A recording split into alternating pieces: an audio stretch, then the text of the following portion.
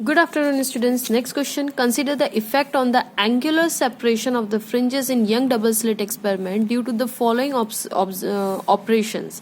मतलब किसी बच्चे ने या किसी टीचर ने ये कुछ किया. क्या किया उन्होंने कि एक तो स्क्रीन को दूर कर दी, moved away from the plane of the slit. ये उन्होंने पहला ऑपरेशन किया. और दूसरा ऑपरेशन उन्होंने क्या किया कि separation between the two slit is increase. मतलब जो पहले थी, फॉर एग्जाम्पल ये पहले स्लिट की विड्थ इतनी थी, ये डी थी, अब उसको बढ़ा दी गई है ना, ये बढ़ा दी गई, ये डी बढ़ा दिया गया. और क्या किया, स्क्रीन इज मूव्ड. तो मान लीजिए पहले स्क्रीन इतनी दूरी पे थी, तो अब स्क्रीन को और दूरी पे कर दिया गया, ठीक है, दूर कर दिया गया. ये उन्होंने कुछ ऑपरेशन किए. तो वो पूछना चाहते हैं कि बताइए एंगुलर सेपरेशन पर इसका क्या इफेक्ट होगा. ओके, तो इनमें से कौन सा ऑप्शन करेक्ट है आपको चूज करना है. तो चलिए पहले मैंने डायग्राम बना के रखा हुआ है आपके लिए, थोड़ा सा इसके पीछे की फिजिक्स समझते हैं, फिर आंसर पे आते हैं. देखिए ये मैंने दो स्लिट बना के रखी, ये S1 है और ये S2 है. इन दोनों के बीच की सेपरेशन जो है वो है D, बराबर है. और ये स्लिट और स्क्रीन के बीच की दूरी है ना. तो जो काम किया गया क्वेश्चन के अंदर वो इसके साथ और इसके साथ किया गया है, ठीक है. एक तो स्लिट यानी ये बढ़ा दी गई और ये भी बढ़ा दिया गया. मान लीजिए कि मुझे पहला ब्राइट फ्रिंज यहाँ मिल रहा है, ये फर्स्ट मिल रहा है मुझे. Okay fine. ओके, अब आप देखिए कि ये मैंने ये हॉरिजॉन्टल, मतलब ये मेरा जो सेंट्रल मैक्सिमा है, इससे यहाँ तक की जो दूरी है, मतलब ये फर्स्ट मेरी ब्राइट फ्रिंज हो गई, करेक्ट, यहाँ पे मिल रही है. तो लेट्स से ये जो है ये मेरा y है, करेक्ट. बिल्कुल आप सही सोच रहे हैं कि इसको हम बीटा भी बोल सकते हैं. क्यों? क्योंकि देखिए बीटा होती क्या चीज़ है. मैं वापस से ऐसे कैसी बनाती हूँ. ये मेरी सेंट्रल ब्राइट फ्रिंज है. मान लीजिए ये बीच में थोड़ा सा डार्क है. ओके, ये सेंट्रल ब्राइट फ्रिंज मतलब मेरी इतनी चौड़ी है. लेट्स से ये मेरी सेंट्रल ब्राइट फ्रिंज. ओके, ये सेंट्रल ब्राइट फ्रिंज. अब इस सेंट्रल ब्राइट फ्रिंज के बाद क्या होगा, डार्क आएगा. फिर यहाँ से यहाँ तक फिर से मेरे पास ये सेंट्रल ब्राइट फ्रिंज है मेरी. ये सॉरी, ये अगेन ब्राइट है. तो यहाँ से लेके यहाँ तक का जो डिस्टेंस है फ्रिंज विड्थ, जिसको हम बीटा से डिनोट करते हैं, तो बीटा होता क्या है, बीटा होता है कि आपका जो कॉन्जुगेटिव, मतलब एक ब्राइट फ्रिंज से लेके दूसरे ब्राइट फ्रिंज तक की बीच की दूरी को आप बीटा बोलते हैं. तो देखिए ये वही तो है. अब इसी चीज़ को मैंने पॉइंट साइज करके डॉट के फॉर्म में बना दिया है, ठीक है. तो ये सेंट्रल ब्राइट फ्रिंज ये, और एक ये फर्स्ट ब्राइट फ्रिंज, तो यहाँ से यहाँ तक की दूरी को हम बीटा बोल देंगे, ठीक है. Okay fine. तो ये y हो गया हमारा. अब आप, अगर आपको ये नहीं समझ में आया तो कोई दिक्कत नहीं, आप इससे समझ लीजिए, ठीक है. यहाँ से यहाँ तक y हो गया, करेक्ट. अब ये मैंने थीटा माना हुआ है. थीटा का मतलब ये सेंट्रल ब्राइट फ्रिंज से ये कितनी दूरी पे, इसको मैंने थीटा बोला हुआ है.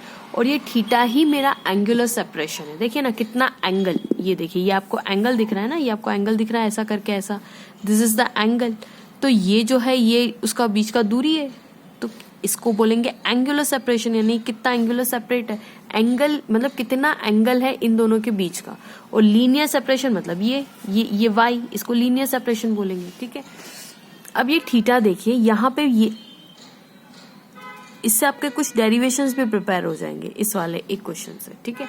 अगर मैं यहाँ पे 90 डिग्री करूँ तो आप देख सकते हैं कि इसके बाद इन दोनों वेव, यानी ये वेव 1 और ये वेव 2, इन दोनों ने देखिए सेम पाथ ट्रेवल किया है ना. ये देखिए सेम पाथ ट्रेवल किया, मतलब इस वाली वेव 2 ने ये वाला एक्स्ट्रा ट्रेवल किया. कौन सा, इतना एक्स्ट्रा ट्रेवल किया, इतना एक्स्ट्रा ट्रेवल किया. करेक्ट बात है, बिल्कुल सही है, फाइन. अब आप देखिए अगर ये थीटा है, सॉरी ये 90 है ना. तो अगर आप देखेंगे, देखिए अगर मैं यहाँ से एक हॉरिजॉन्टल डाल दूं, ये यहाँ से हॉरिजॉन्टल डाल दूं, तो ये भी थीटा ही होगा, ये भी थीटा ही होगा, क्योंकि थीटा, ये देखिए ये यहाँ से ये भी तो थीटा ही होगा, है ना. ये देखिए ये थीटा ही तो है, ये थीटा, करेक्ट है. ये भी थीटा ही होगा, ये भी थीटा से डिफ्रैक्ट होगा, ये भी थीटा होगा. Got the point. देखिए ये थीटा है, ये अपनी ये लाइन और ये लाइन क्या पैरेलल है, बिल्कुल सही, ये पैरेलल है. तो पैरेलल है तो ये लाइन यहाँ से डिफ्रैक्ट होके जा रही है, तो ये भी थीटा होगा. ये देखिए यहाँ से जा रही है तो ये भी थीटा होगा. देखिए ये यहाँ से ऐसे जा रही है, ये ऐसे जा रही है. अगर आप यहाँ पे भी हॉरिजॉन्टल खींचते हैं, ये देखिए यहाँ पे भी हॉरिजॉन्टल खींचते हैं, तो ये भी तो थीटा ही होगा, करेक्ट है.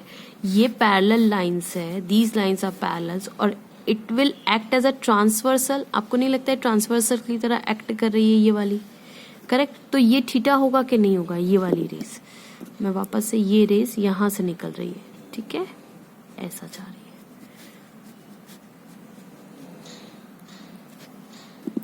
और आप सोचिए कि सेम सेट ऑफ एंगल से जो यहाँ पे मिलेगी, आपकी सारी रेज वही होनी चाहिए जो सेम सेट ऑफ एंगल्स, मतलब ये थीटा तो ये थीटा ये थीटा, तो सब यहाँ पे तभी तो मर्ज होके यहाँ पे ब्राइट फ्रिंज बनाएंगी, राइट। तो चलिए, वैसे तो हमने ज्योमेट्री से भी देख ही लिया ये थीटा है। अब आप गौर से देखिए, ये जो है, मैं पीछे भी बनाऊंगी एक और बार, ये जो स्लिट है ये पूरी की पूरी 90 है, ये 90 है। अब ये थीटा है, तो ये बचा हुआ कितना होगा? ये बचा हुआ 90 माइनस थीटा होगा, करेक्ट।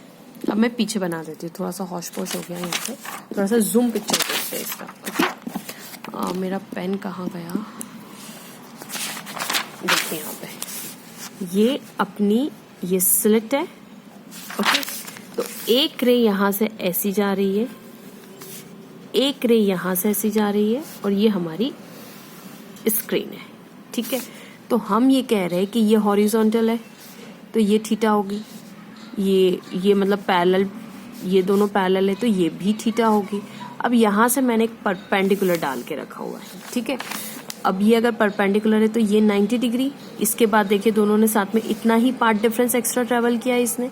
अब ये कितना होगा? तो हमारा क्लेम है भाई कि ये पूरा के पूरा तो 90 है, तो ये एंगल कितना होगा? 90 माइनस थीटा हो जाएगा। तो ये एंगल हम निकाल सकते हैं, ये एंगल कितना होगा? ये वाला, तो ये वाला एंगल को, ये वाला जो एंगल है that would be 90 minus theta, और ये प्लस 90 है ना। ये 90 माइनस थीटा, ये प्लस 90, और इसको प्लस एक्स नाम दे देते हैं इसको, let's say this is x. तो ये ट्राइंगल की वजह से कितना होना चाहिए? 180 डिग्री हो जाना चाहिए। तो ये 90 और 180 गया, तो एक्स इज इक्वल टू क्या हो गया? थीटा हो गया। यानी ये एंगल कितने के बराबर हो गया? थीटा हो गया। तो मैं वही समझाना चाहती हूँ कि ये भी तो थीटा ही होगा, इसीलिए बार बार बुक में इसको थीटा नाम दे देते हैं। This is nothing but equals to theta, okay. अब आपको समझ में आ गया, all set of rays that are, ये थीटा सेम थीटास पे जो आएगी, सेम यहाँ पे आके सेम, तो यहाँ पे इस पॉइंट पे मर्ज हो जाएगी। अब ये भी 30 पे, ये भी 30 पे, और भी जितनी 30 वाली होगी तो यहाँ पे आके ब्राइट फ्रिंज बना देगी। अगर 60 होगी तो ऑल 60 वाली यहाँ पे बना देगी, ठीक है। Got the point? Okay fine. अब हम अपना कैलकुलेशन स्टार्ट करते हैं। देखिए, ये जो है, अगर मैं थीटा की बात करूं यहाँ पे, तो दिस इज, ये जो डिस्टेंस है ये मेरा d है, करेक्ट। और ये यहां से यहां तक जो है, मतलब ये भी मेरा d होगा, और क्या, ये भी d होगा, राइट। और ये y है, ये मेरा डिस्टेंस यहाँ पे y है। तो मेरे पास एक और चीज आ जाती है। सबसे पहले तो हम ये पार्ट डिफरेंस निकाल लेते हैं, ठीक है। ये कितना होगा? ये वाला, अगर इन दोनों के बीच में,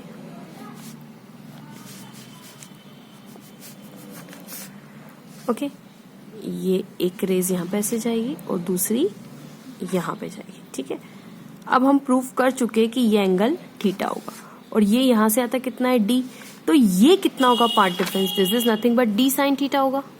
तो d sine theta is equals to, अगर ब्राइट स्पॉट बन रहा है तो n लैम्डा के बराबर हो जाएगा, करेक्ट है। और अगर फर्स्ट ब्राइट फ्रिंज है तो n की जगह हम क्या रख सकते हैं? 1 रख सकते हैं। लेट्स सपोज इट इज 1, तो n की जगह 1 रख सकते हैं। तो d theta is equals to lambda, क्यों? क्योंकि ये थीटा बहुत स्मॉल है, 1 डिग्री ऐसा डिग्री होता है, तो अप्रोक्सीमेटली हम थीटा के बराबर रख देते हैं, ठीक है। तो theta is nothing but your angular fringe with, यही तो हमने बात की थी, theta is nothing but angular fringe with, right. तो थीटा किस पे डिपेंड करता है? लैम्डा पे डिपेंड कर रहा है और स्मॉल डी पे डिपेंड कर रहा है। इसका मतलब ये हुआ कि अगर आपने डी की वैल्यू, जैसा कि क्वेश्चन में दिया हुआ है, डी की वैल्यू क्या बोला हुआ है? Screen is moved away. पहले सेकंड वाला देखते हैं। Separation between two slit is increased. Separation between two slit मतलब ये डी, अगर आप डी को इंक्रीज करेंगे तो थीटा क्या हो जाएगा? डिक्रीज हो जाएगा। एंगुलर फ्रिंज विथ क्या हो जाएगी? डिक्रीज हो जाएगी। अगर थीटा, अगर आपने डी बढ़ाया तो ये जो अभी यहाँ बन रहा है ना, ये पी पॉइंट यहाँ बन रहा है इतनी दूर पे, अब वो सेंट्रल मैक्सिमा से हो सकता है पास में आ जाए, क्योंकि ये थीटा कम हो जाएगा और कम हो जाएगा और कम, और उसके पास में बहुत बाजू बाजू में बनने लग जाएगी यहाँ पे। मतलब अब हो सकता है ऐसे, अभी यहाँ बन रही है ना, तो अब हो सकता है यहाँ बनने लग जाए, मतलब थीटा और कम हो जाएगा। यहाँ पे थीटा मान लीजिए इतना है, तो अब और थीटा कम हो जाएगा। तो थीटा डिक्रीज हो जाएगा अगर आप डी को बढ़ाते हैं। ये अपना सेकेंड वाला पॉइंट है। सेकेंड वाले पॉइंट का हमने एक्सप्लेनेशन देखा। अब वो बोल रहे हैं कि screen is moved away from the plane of the slit, मतलब ये डी बढ़ा दिया। तो मुझे बताइए क्या एंगुलर सेपरेशन कैपिटल डी पे डिपेंड भी कर रहा है? नहीं कर रहा। अब आप खुद सोचिए, यहाँ पे अगर हम थोड़ा सा लॉजिकली भी बात करें तो ये जो डी है ना, डी ये स्मॉल डी किस में होता है? जनरली होता है मिलीमीटर, माइक्रोमीटर, इसमें होता है, जबकि कैपिटल डी मीटर्स में होता है, सेंटीमीटर्स में होता है। तो इसके मुकाबले कैपिटल डी, मतलब कैपिटल डी हम बोलते हैं much much much much much much much much greater than D, तब हमें इंटरफेरेंस यहाँ पे मिलता है। तो ऑलरेडी ये स्मॉल डी के मुकाबले तो इनफाइनाइट है। अब समुद्र में से 2 लोटा बाल्टी निकाल भी लेंगे पानी की तो समुद्र को क्या फर्क पड़ना है? तो अगर ये थोड़ा सा बढ़ा भी देंगे तो ऑलरेडी ये बहुत इसके मुकाबले में इनफाइनाइट है। थोड़ा सा और बढ़ा भी दिया तो ज्यादा कोई फर्क नहीं आना है, मतलब कोई फर्क ही नहीं आना है। ठीक है, अब मैंने क्वालिटेटिव एनालिसिस समझाया। अगर आप इससे मैथमेटिकली भी समझना चाहे तो एंगुलर फ्रिंज विथ डी पे डिपेंड ही नहीं करती, मतलब डी को बढ़ाने या घटाने पर angular separation in theta is independent. हाँ, ये आप सही बोल रहे हैं कि बीटा डिपेंड करता है। बीटा क्या है? फ्रिंज विथ मतलब ये चौड़ाई, मतलब अभी मान लीजिए आपकी फ्रिंजेस इतनी चौड़ी बन रही है तो ये बीटा है। अब हो सकता है लेमडा बीटा क्या होता है? लेमडा डी बाई डी होता है। बिल्कुल सही है, ये थीटा है, this is nothing but your theta, ये आपका थीटा है, तो थीटा इंटू डी हो जाएगा। तो फ्रिंज विथ डी पे डिपेंड करती है। हाँ, अगर आप डी को बढ़ाएंगे, कैपिटल डी को बढ़ाएंगे तो फ्रिंज विथ बढ़ जाएगी मतलब अभी ऐसी बन रही ना, तो अब ये और चौड़ी बन जाएगी और बड़ी बड़ी बनेगी। तो फ्रिंज विथ डिपेंड करती है, but angular separation specifically lambda पे डिपेंड करता है और स्मॉल डी पे डिपेंड करता है। तो आपका सही ऑप्शन क्या होना चाहिए? क्या इट रिमेन्स कांस्टेंट? सबसे पहले तो गलत ही। It decreases in both the case? नहीं, डिक्रीज तो नहीं होगा, एक केस के अंदर कांस्टेंट रहेगा। अब सी देखते, it remains constant in one मतलब ये screen is moved away from the plane of the slit, तो बिल्कुल सही है। जब कैपिटल डी बढ़ाएंगे तो it remains constant in the first but decreases in second. यही हमने बोला कि इस डी को बढ़ाने पर थीटा क्या होगा? डिक्रीज होगा। तो सही ऑप्शन क्या है? It decrease in second. C option सही है। तो correct option is C. So hope students आपको वीडियो पसंद आया होगा, समझ में आया होगा। Please don't forget to like, subscribe and share my channel. Thank you so much for watching.